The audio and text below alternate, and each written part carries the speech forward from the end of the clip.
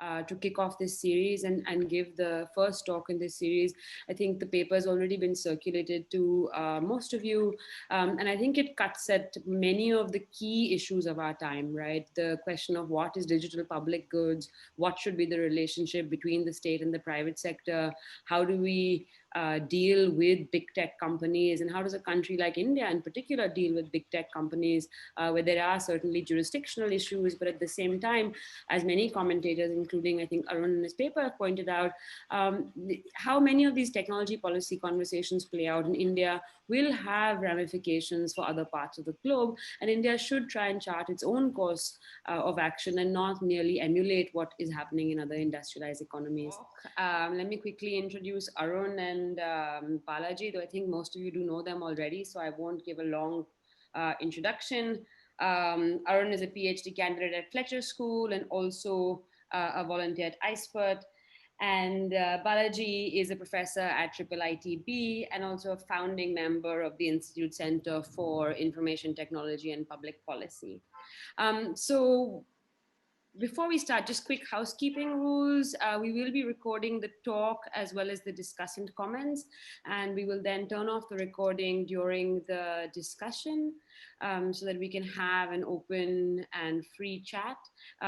This conversation will be under Chatham House rules. And do feel free to, and please do use the chat function liberally. That is perhaps one of the only advantages of being in this virtual setup, so that we can kind of collate the questions as the talk goes along. So Arun, over to you.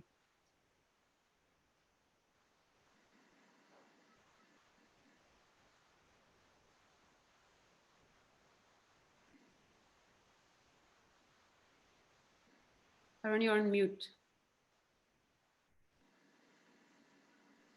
Sorry, can't believe we still do. I still do that. Thanks for having me and letting me present this paper, Rishi. And good luck to the series, Talks Tandem. And for all the reasons that you mentioned, I think it's really important to have a forum where you can present these issues, at least at a conceptual level. I am hoping to use 15-20 minutes to present the paper. I'm going to mute my video during the course of the presentation and will come back in if that's okay, to ensure there's no bandwidth issues and stuff. I just want to sort of, not by way of a disclosure, although the paper makes this clear, this is part of a series of working papers that we're hoping to publish at iSPIRT sometime soon. So while I don't want to say that this paper represents the views of iSPIRT fellows and volunteers, that may not be entirely accurate, but it is safe to say that the paper has been reviewed at least we've had a couple of rounds of discussions on some of the more important thematic issues in the paper. So in that sense, given that many of those who are presenting the call also today are familiar with what iSPIRT does and the kind of work and its own interest in the issue of digital public goods, so I just want to sort of make that affiliation and the intention of the paper clear upfront. Let me begin. I also apologize for not wearing a collared shirt because it's 6 o'clock where I'm presenting right now, so please excuse me for that. Let me start my presentation. The basis or the motivation for the paper is ongoing debates on antitrust, privacy, and generally for regulation, for lack of a better word, of big technology platforms in these debates that we're seeing in the United States and Europe right now. And sure enough, we're having these debates in India as well, although we can't yet fathom what the regulatory outcome of these debates would be or what the parameters of that regulatory framework might look like. The objective is not merely to suggest that big tech is regulated, because I think that is, as I hope to illustrate, that I've tried to illustrate in the paper and also sort of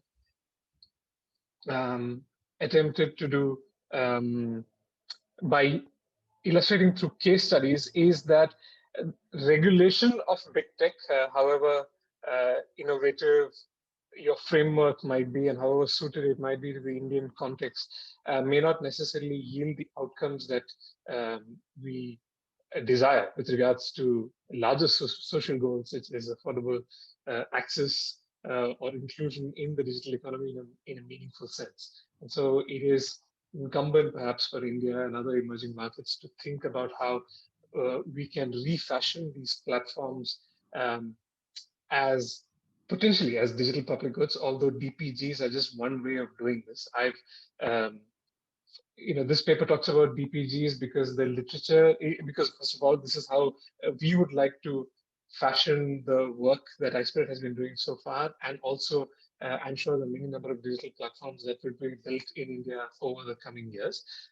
It helps that there is already a substantial body of work on political economy and sharing of what are called common resources in the literature that allows us to sort of piggyback on current scholarship and say, look, this is how we could start thinking about the whole idea of digital public goods. Let me sort of start with the definition and then sort of, or how we sort of articulated, like the working paper, this is also a working definition, but we've sort of defined digital public goods as protocols or essentially a collection of APIs that facilitate any number of innovations, but need to be ring-fenced by technical and institutional rules to prevent their monopolistic capture or use. And it is, in some respects, a deterministic definition. I think the only thing that we can say for sure is that we view these, or we are hoping to conceptualize these as common resources. And as with the problem of quote unquote overfishing or exploitation of common resources, the assumption is that you would need the so-called playgrounds around digital public goods where there are clear rules of the road which prevent underutilization or overexploitation of the platform by any particular act, whether it is by the state or any of the private sectors who are participants in the playground. And we specifically do mean a collection of APIs because if you look at forums such as the World Wide Web Consortium, WWDC, you have for whether it's perspective in property rights legal different set political economy attributes to just lines of code as well as the specifications as a whole. And we do mean to say that digital public goods should not just be seen as lines of code, but also specifications around their use. And of course, like I said, they have their whole set of attendant IPR considerations that also need to be addressed, which is why we refer to them as a collection of APIs, meaning the protocol included. So that sort of definitional sort of issue aside, the basis for this, the motivation for the paper is to prevent the rise of winner takes all markets in India, in at least the sectors where digital public goods have already come up and will likely to emerge in the, like I said, in the coming years. We're already having conversations on DPGs in the areas of domains of health, credit. I would imagine sectors will follow through, including transport, urban governance. I mean, in fact, you already have these so-called public platforms on urban governance that are being pioneered or piloted by cities in India. So you're likely to have public platforms, which may or may not be fashioned as digital public goods in the sense of this paper or in the sense that the literature understands it.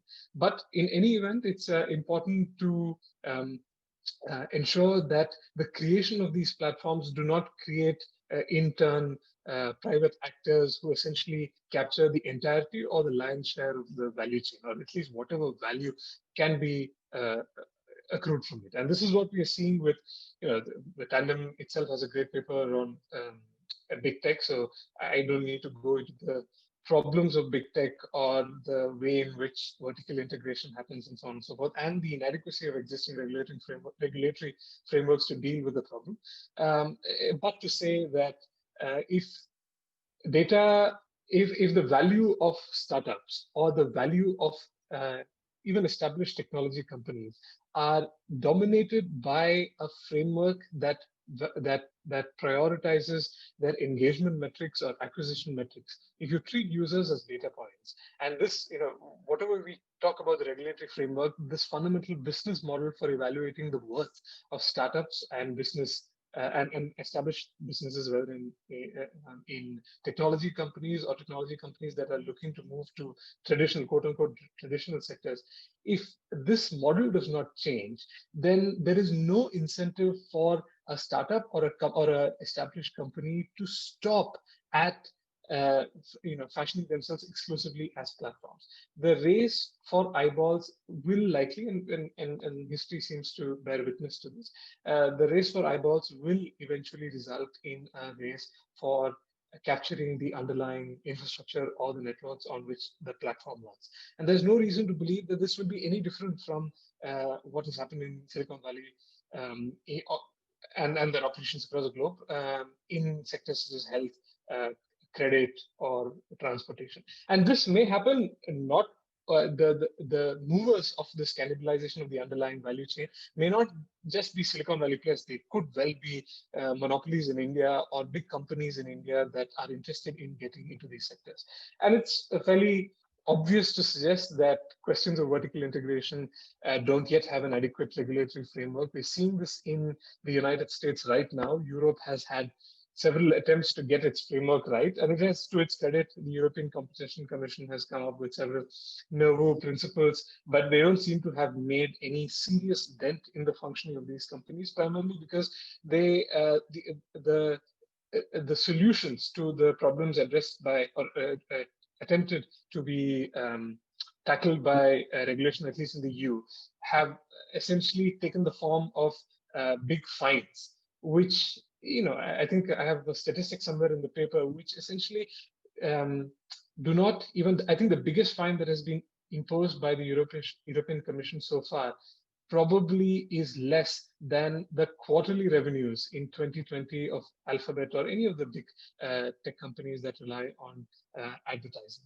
So it's not just the regulatory model that needs some revisiting and introspection. It's also the business model, and it's important. So one of the objectives of the paper, especially writing it from the vantage point of iSPIRT, is also that we can get the business community and the VC community in India, especially, to start this conversation and not merely evaluate companies for their worth as platforms able to capture the most amount of users, because that, as I said, that has its own set of problems, and regulation may be perhaps the final step in the stage of addressing the problem.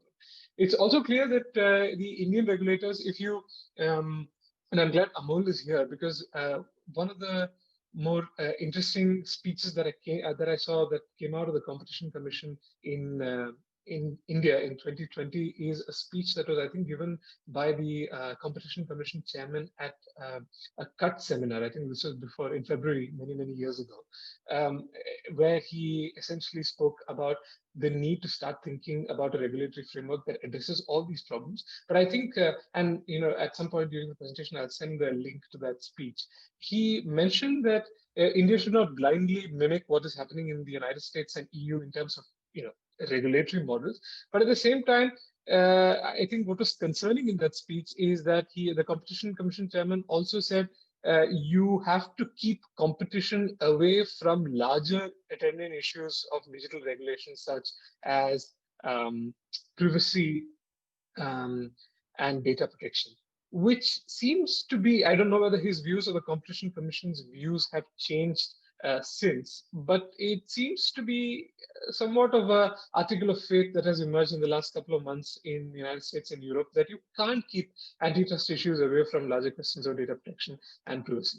And so the formulation of DPGs is meant to tackle, in some respects, these three issues, although they are not the only three. But it is meant to, first and foremost, ensure that there are no cluster of players that are able to capture most of the value or the lion's share of the value that accrues from the use of the DPGs. Second is whether we can encode at least some guidelines on data protection in a manner that is satisfactory to global benchmarks without doing it by legislative fiat alone, and somehow design these, for example, through the account aggregator. I mean, we can talk about some of the models that have already been implemented, but in a way that can be coded in a limited way, perhaps by technology, rather than relying on public policy alone.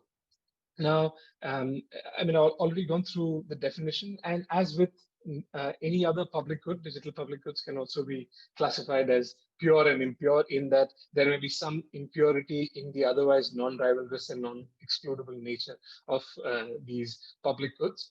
And this is hardly the first paper to talk about digital standards as public goods. I've sort of tried to classify um, the literature, sort of summarize the literature and classify uh, treatments of public goods, including digital standards, as best shot, weak link, additive technologies, etc. So you can just take a look at the paper, which also cites examples of each kind of public good.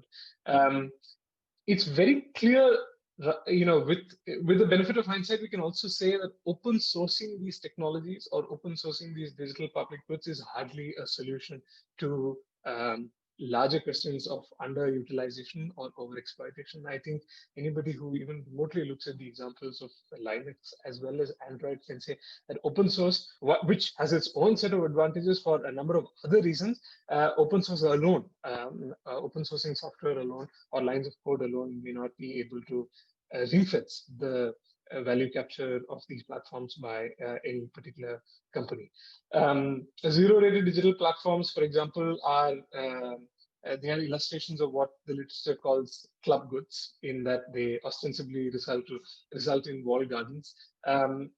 Again, just goes to show that it's not enough to create a digital public good alone. You have to have carefully crafted regulatory instruments. You know, like I said, it may not necessarily be regulatory instruments alone, or even your lines of specification can suggest what information, what data can be collected by a particular player who wishes to tap into the digital public good.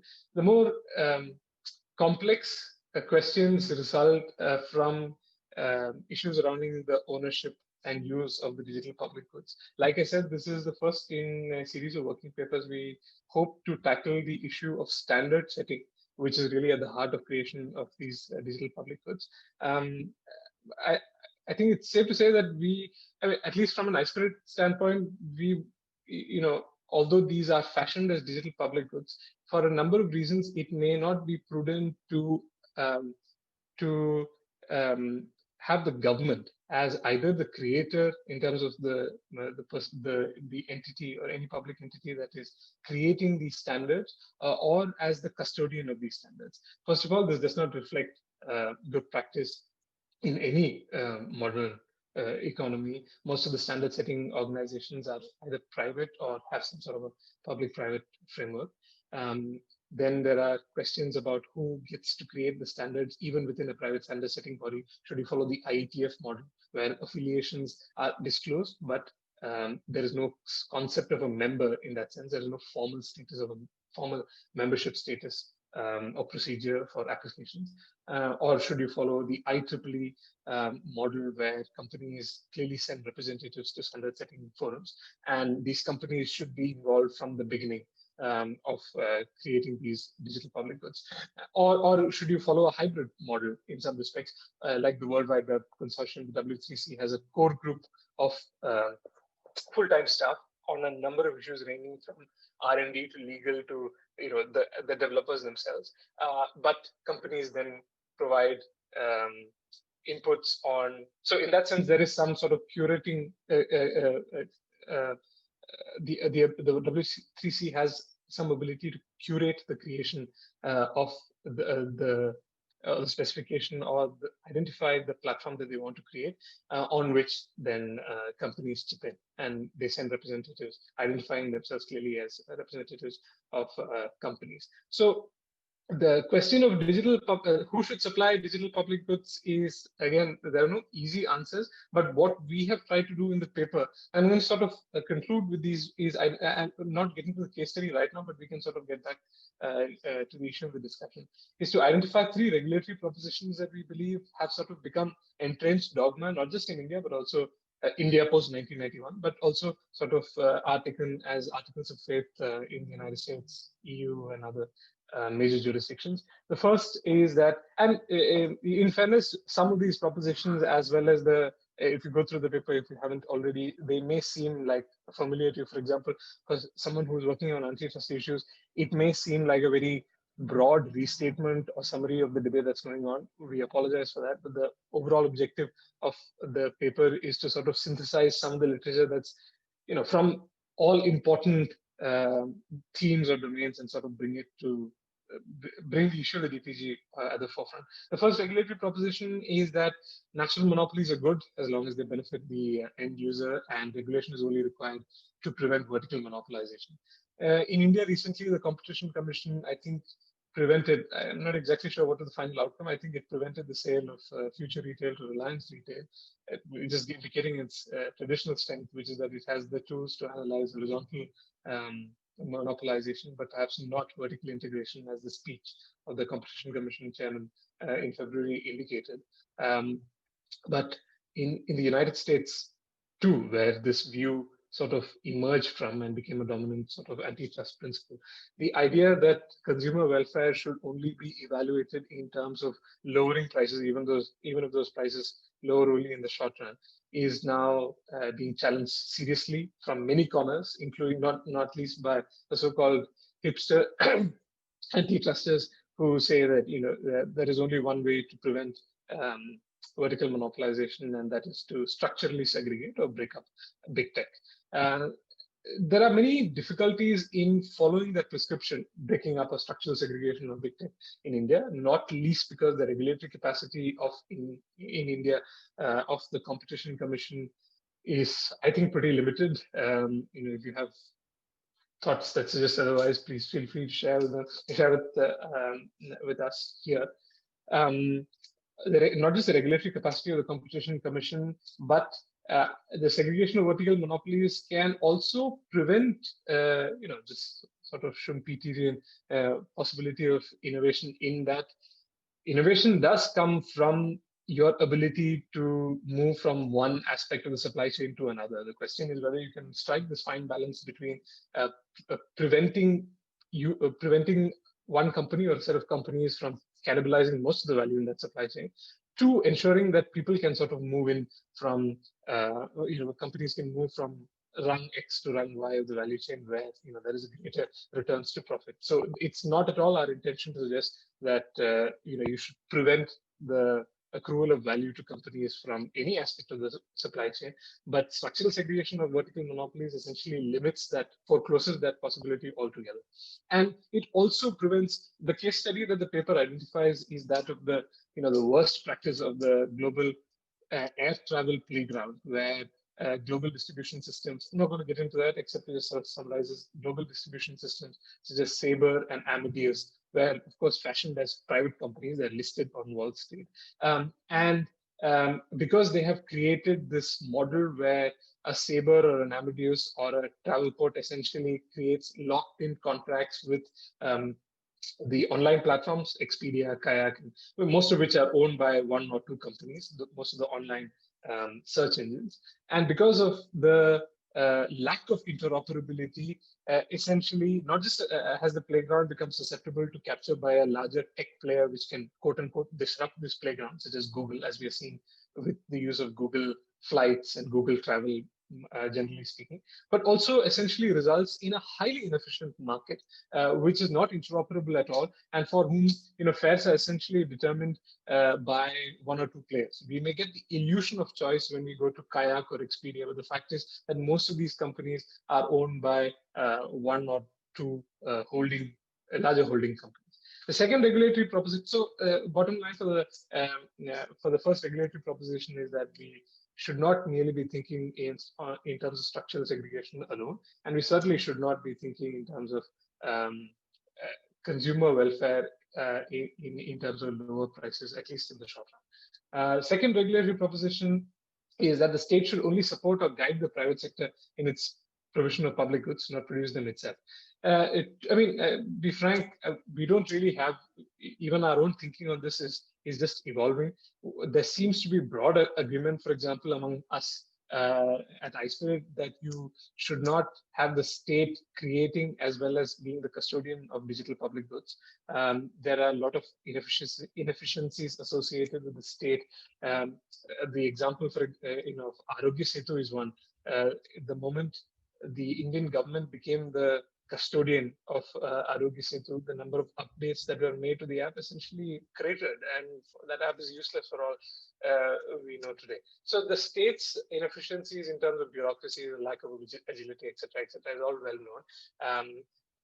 Plus, it is also important that the state itself does not become reliant on one particular entity or organization, as it is in some respects with the case with iSPIRT today.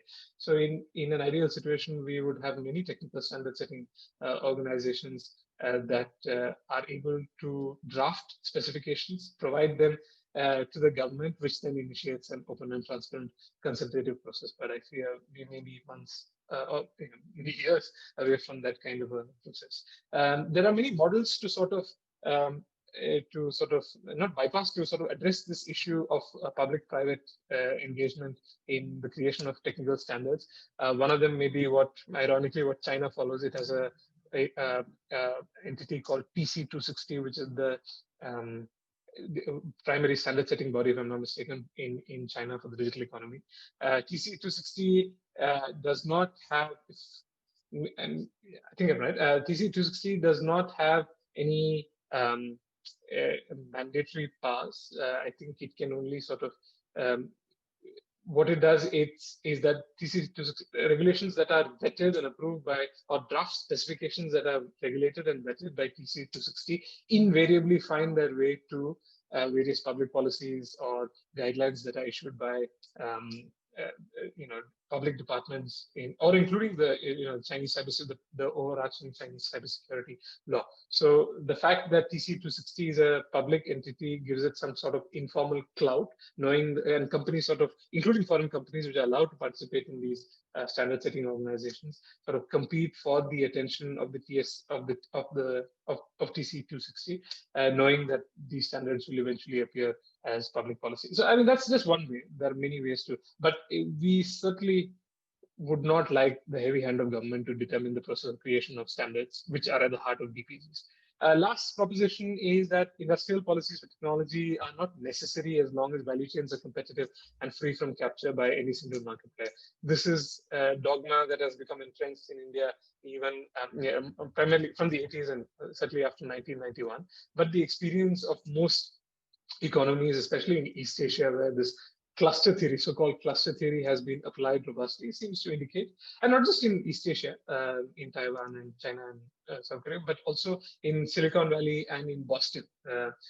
Two clusters, you can call both of these regions as clusters, where the aspiration was that you would have equally competitive companies that compete for all rungs of the value chain, which is just not materialized. In most economic clusters, you tend to have a Wintel, Windows Intel type situation where either Samsung or Apple or any other major companies, you name it, cannibalizes most of the value that comes from the cluster, and every other company that is part of the cluster, whether it's regionally concentrated in the form of special economic zone or otherwise, become then attached to these 2 or 3 companies that generate all the value and the profit, and the sustenance of the other companies or the entities in the cluster essentially become dependent existentially on these major players. So you need to have some kind of a industrial policy, but it's just not enough to, I think it was in the years of the UPA 1 in India, you had this push following China in some respects towards special economic zones. It was not enough to just create regional clusters and say that everything else is going to be hunky-dory. You probably have some, and the reason why this paper talks about regional clusters is we see digital playgrounds as comparable, frameworks for this. If you have, whether it's a DPG in the sector of health, or transport or credit, it's important to ensure, unfortunately, the history and lessons from UPI seem to indicate that this is the case. If 2 or 3 companies are able to cannibalize most of the value that is generated from UPI today, the government is left with very few regulatory options to tackle the problem. And the way, for example, the NPCI has tried to go about it is, I think, propose, or maybe it's in the draft stage, limit the number of the number of transactions that can be performed by players that have a certain share in the market in the first year, second year, and third year, and so on. It's a highly inefficient way of regulating the use of this digital public good, which only re-emphasizes the point that you should probably think about these problems at the time of creation of the standard and specifications rather than leave it to the end. So I think that's sort of a very cursory bird's eye view of the paper. I'm not getting into the case study because that's mostly explaining what happened historically in the quote unquote playground for online travel and the inefficiencies associated with global distribution systems like Sabre and Amadeus. So you can read it at your leisure, but I'll stop there and then hand it over to Balaji. Thanks, Arun. Balaji, the floor is yours. Okay. Thank you, Urvashi, and to Tandem for inviting me. And this is not just a sort of a formality in expressing thanks, but it was really enjoyable to read Arun's paper. I thought it covered a lot of ground and managed to pick up some of the key ideas in two broad two broad sets of literature that it is trying to bring together. First, the literature on public goods, and second, of course, the literature on digital goods, and then seeing what it might mean to think about digital public goods. Now, I think the larger issue here is how is it that the state, the private sector, and can sort of come together to sort of come together to ensure some kind of equity in society. And the larger point I think here is that even if we sort of didn't invoke public goods, although the idea of public goods has been, or digital public goods, although sort of the idea of public goods has been around with us for many years, I think the definition of public goods is still not very robust, right? And I think that's a good it's useful to sort of start there before we actually jump onto digital goods. I mean, for one, we know that, public goods are certain things that cannot be exchanged, or they typically tend to be undervalued in the markets, or they are natural monopolies. And then there's this whole notion of non-excludability and non-rivalness. However, despite these definitions, if you will, there are ambiguities. I mean, we often think of education as a public good, whereas it can just as legitimately be thought of as a merit good, which has positive externalities. And likewise, when we talk about things like pollution, which have negative externalities, the lack of robustness sort of sometimes comes through even in the awkward rhetoric that's used to describe them. There are terms like public bads that are used to contrast this whole notion of public goods, right? And I'll come back to this notion of public bads a little later when I talk. So we are not entirely sort of even sure, despite many years of talking about public goods, how to exactly sort of specify what these might be. And this sort of ambiguity in definition also leads to ambiguity in terms of who's going to provide these public goods, right? And obviously there are weaknesses in the states or limitations in what states can do, although we tend to assume that states are the ones to do it. And most discussions, of course, almost inevitably presume, Pareto efficiency. There are free rider problems and, quantity shortages, etc. And it comes down to who decides and who pays.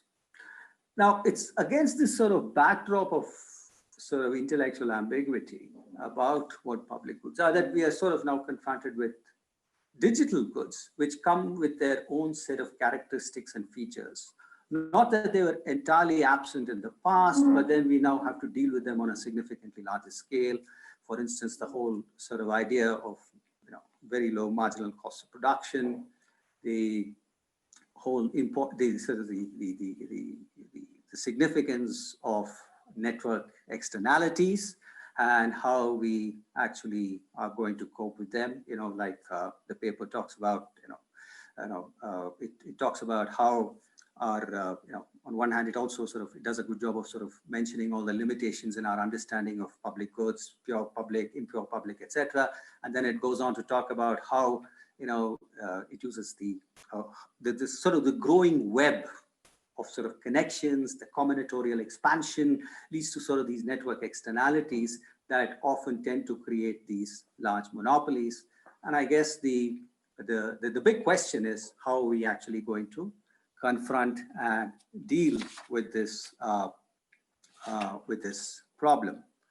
And it's here, I think what the paper has done then is to is to offer a sort of three propositions in terms of what the what kind of sort of approaches we can possibly take.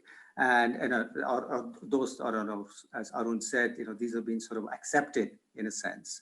One, you have, this notion that natural monopolies are okay as long as they deliver sort of customer benefit.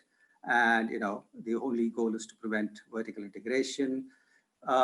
Clearly, the emphasis on interoperability is clearly understandable. And also this whole notion of breaking up some of these large entities is really pointless. Whether you break them up or whether you find them is, when you find them, it doesn't really amount to, it doesn't really cause much pain for them, given their sort of the market power. And breaking them up is also problematic. On one hand, it's, this whole notion of, saying that we don't necessarily have the regulatory capacity. Besides, I think we also don't have the sort of the clairvoyance, if you will, the sort of ability to see and say, maybe if you just, if you take it apart, there's no guarantee that you're not going to have these sort of entities again sort of, lead to new network externalities and new sort of monopolies actually springing up. So new tipping points might be reached, and then you might have new monopolies that actually take their place, right? Now, the second thing is this notion of, state guidance of private sector, if not, direct involvement in production. Again, this is something that is a long-standing debate. What is the extent to which the state should get involved? What forms of state-private sector engagement there are? There is a reference in the paper to role of the state, where the state could possibly do sort of what you might call, for want of a better term, blue sky technologies like the internet, etc., and then maybe leave it to firms to actually think about how is it that they're going to transform those technologies for application in different domains, right? So, but then even when you do that, then there are these whole sets of, the questions that arise about who's actually going to dominate those particular domains, what are the standards that are going to be, and, who's going to sort of control the protocols, right? And these are extremely relevant questions. And one, of course, Arun mentioned how, China deals with it. It also, and I was also thinking about how in a slightly earlier era, when MITI used to actually, bring, when MITI sort of brought technologies to Japan and sort of used to talk or bring together consortia of companies, and then encourage, the sharing of standards, dual licensing or multiple licensing, etc. so that these companies could then go ahead and compete in the market, but creating some kind of a playing field from which this thing could happen. Now, this is, these kinds of sort of consortium approach are worth thinking about. How they're going to work, again, is something that we, I guess, are not entirely sure of. And finally, this whole, the notion of, industrial policies are not necessary as long as you have competitive a value chain and there is no capture by a single player. Now, this is actually, I think there may be certain issues about with this particular proposition that I'd like to sort of flag. And one, Arun talked about how you see this in sort of regional economies in what geographers call industrial districts, for instance, or in special economic zones, where the idea is that people, different firms or economic entities contribute to value creation. If you actually, there's a literature in economic geography and in economic sociology that sort of talks about this whole idea of commodity chains, from which this value chains is derived. A lot of our current discussion. If you look at that, I mean, there are three broad types, right? One is there is what's called buyer-driven commodity chains, which applies to firms or value chains and commodity chains where there's one dominant producer who understands markets, and their primary role is in markets, retailing, and sales, right? Benetton being a classic example.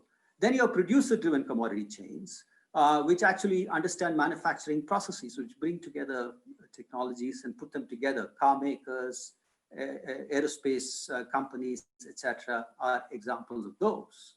And then on the other hand, you have what are called technology-driven commodity chains, where the primary company or companies or firms tend to be those who have the key standards.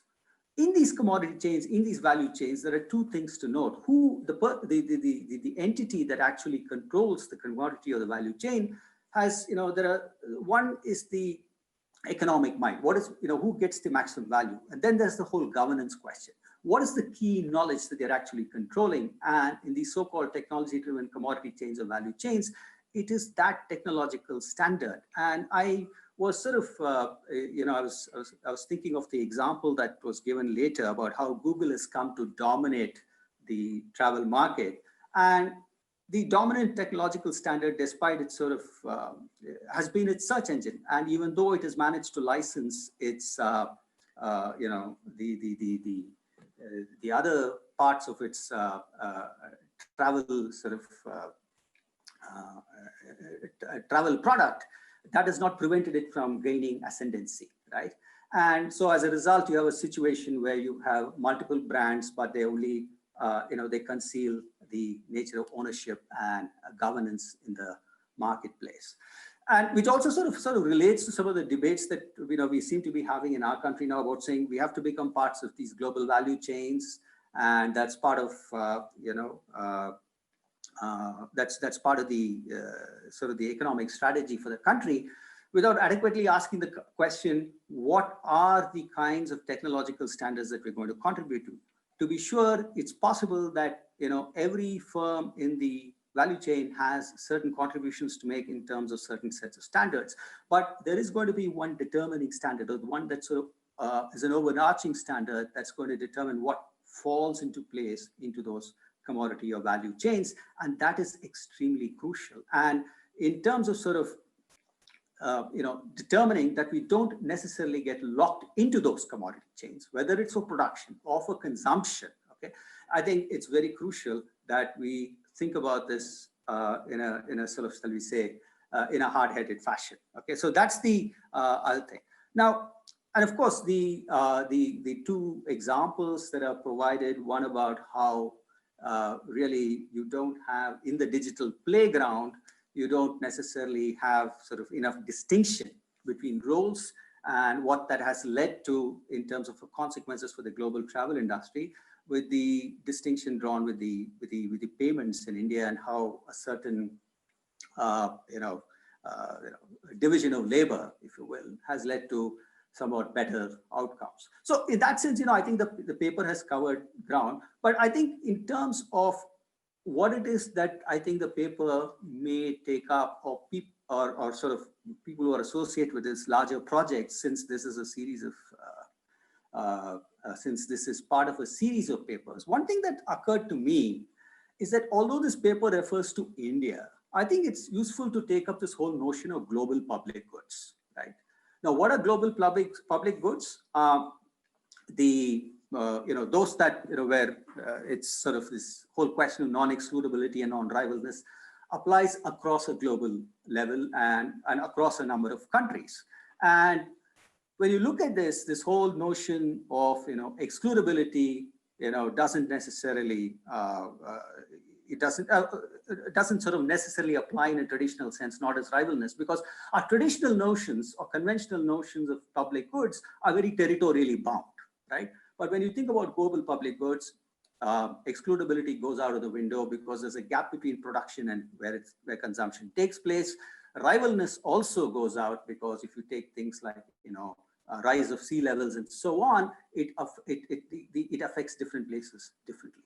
Now, it also sort of, I think, applies to the digital world because, you have these, and here's where I'd like to bring back this whole notion of digital bads, questions of how is it that we're going to govern, virus attacks, global virus attacks that seem to be, widespread and prevalent. Just to give one example, or certain kinds of financial fraud, right? And so these are things that we need to worry about. And I think when thinking about this whole, marrying of public goods notions with digital goods, I think given the nature of these digital goods, I think it's also important to bring into the sort of the discussion notions or our understanding of global public goods, about which there has been a lot that has been written about in a variety of contexts, whether it's pandemics, whether it's climate change and so on.